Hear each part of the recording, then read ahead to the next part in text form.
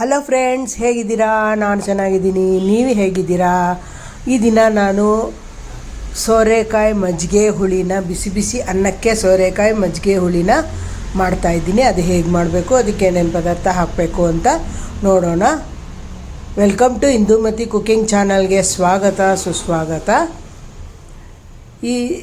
ಇವಾಗ ಏನೇನು ಹಾಕಬೇಕು ಅಂತ ನೋಡೋಣ. ಸೋರೆಕಾಯಿ ದೊಡ್ಡದು ಒಂದು ಸೋರೆಕಾಯಿನ ಸಿಪ್ಪೆ ತೆಗೆದು ಹೋಳು ಮಾಡಿ ಈ ಥರ ಹೋಳು ಮಾಡಿ ಇಟ್ಕೊಂಡಿದ್ದೀನಿ. ಮತ್ತು 1 ಕಪ್ನಷ್ಟು ಮೊಸರು ಬೇಕು. ನಂತರ ಜೀರಿಗೆ 1 ಟೀ ಸ್ಪೂನ್ನಷ್ಟು, ಕಡಲೆಬೇಳೆ ಮತ್ತು ತೊಗರಿಬೇಳೆ 1 ಟೀ ಸ್ಪೂನ್ನಷ್ಟು ನೆನೆಸಿ ತೊಳೆದು ಇಟ್ಕೊಂಡಿದ್ದೀನಿ. ಮತ್ತು ಮೆಣಸಿನ್ಕಾಯಿ 3 ಹಾಕ್ತಾಯಿದ್ದೀನಿ. ನಿಮಗೆ ಖಾರ ಬೇಕಿದ್ದರೆ ಇನ್ನೂ 1-2 ನಿಮಗೆ ಎಷ್ಟು ಬೇಕೋ ಅಷ್ಟು ಹಾಕೋಬೋದು. ಕೊಬ್ಬರಿ ಸ್ವಲ್ಪ ಹಾಕ್ತಾಯಿದ್ದೀನಿ. ಇವಾಗ ಹೇಗೆ ಮಾಡೋದು ಅಂತ ನೋಡೋಣ. ಒಲೆ ಮೇಲೆ ಒಂದು ಬಟ್ಲಿಟ್ಬಿಟ್ಟು ಅದಕ್ಕೆ ನೀರನ್ನು ಹಾಕೋಣ. ನೀರು ಹಾಕಿಬಿಟ್ಟು ಹೆಚ್ಚಿ ಇಟ್ಕೊಂಡಿರುವಂತಹ ಸೋರೆಕಾಯಿಯನ್ನು ಅದರೊಳಗೆ ಹಾಕಬೇಕು. ಸೋರೆಕಾಯಿ ಹೋಳನ್ನು ಹಾಕಿಬಿಟ್ಟು ಒಂದು ತಟ್ಟೆಯನ್ನು ಮುಚ್ಚಿಡೋಣ. ಅದು ಚೆನ್ನಾಗಿ ಮೆತ್ತಗಾಗೋವರೆಗೂ ಬೇಯೋದಕ್ಕೆ ಬಿಡೋಣ.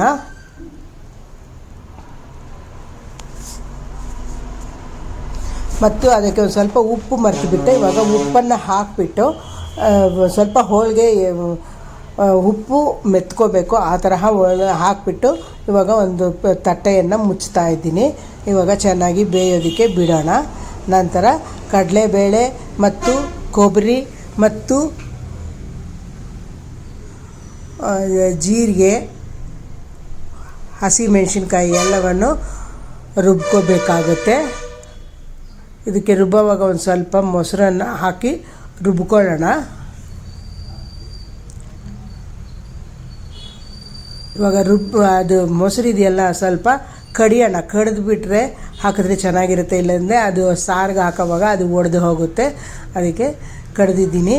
ಇವಾಗ ಕಡಿದ್ಬಿಟ್ಟು ರುಬ್ಬಿದ್ದೀನಿ. ನಂತರ ಹೋಳು ಎಲ್ಲ ಬೆಂದಿದೆ, ರುಬ್ಬಿರೋದನ್ನು ಅದಕ್ಕೆ ಹಾಕ್ಬಿಡೋಣ. ಅದಕ್ಕೆ ಹಾಕಿಬಿಟ್ಟು ಇವಾಗ ಅದು ಜಾರನ್ನ ತೊಳೆದಿರೋ ನೀರನ್ನು ಕೂಡ ಅದಕ್ಕೆ ಹಾಕ್ಬಿಡೋಣ. ರುಬ್ಬಿರೋ ಖಾರನ ಹಾಕಿದ್ದೀನಿ, ಮಸಾಲೆಯನ್ನು. ನಂತರ ಆ ಮಿಕ್ಸಿ ಜಾರ್ ಕೂಡ ತೊಳೆದ್ಬಿಟ್ಟು ಆ ನೀರನ್ನು ಕೂಡ ಹಾಕ್ತಾಯಿದ್ದೀನಿ. ಇವಾಗ ಒಂದು ಸರಿ ಚೆನ್ನಾಗಿ ಮಿಕ್ಸ್ ಮಾಡ್ಕೊಳ್ಳೋಣ.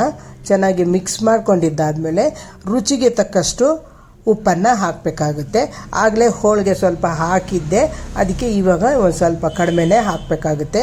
ನಂತರ ಅದು ಕುದಿ ಬರಬೇಕಾದ್ರೆ ಮೊಸರನ್ನು ಅದರೊಳಗೆ ತಣ್ಣಗಾದ್ಮೇಲೆ ಮೊಸರು ಅದಕ್ಕೆ ಹಾಕ್ಬಿಡ್ಬೇಕು.